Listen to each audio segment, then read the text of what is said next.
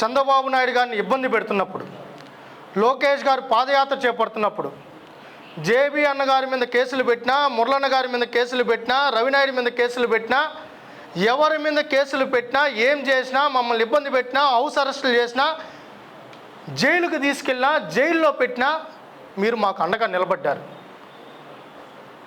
ప్రతి ఒక్కరికి రుణం తీర్చుకునే అవకాశం వచ్చినప్పుడు రుణం తీర్చుకునేదానికి ముందుకు వస్తాం. దాంట్లో ఒక్క అడుగు కూడా వెనక్కు వేయం. జర్నలిస్టులకు స్థలాలు ఇచ్చి తీరుతాం.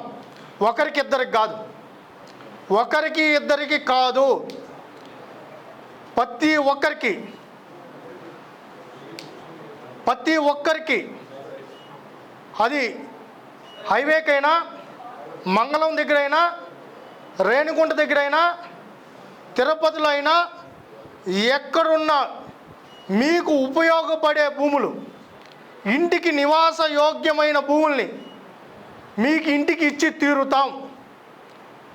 దీంట్లో పీక్కునేవాడు ఏవైనా పీక్కోమని చెప్పు, ఏవైనా పీక్కోమని చెప్తున్నాం మేము. నువ్వు ఎంటుకులు పీక్కున్నా, షర్టు గుండీలు పీక్కున్నా, ప్యాంటు పీక్కున్నా పీక్కో. జర్నలిస్టులకు ఇంటి స్థలాలు ఇచ్చి తీరుతాం. దాంట్లో వేరే ఆలోచన లేదు.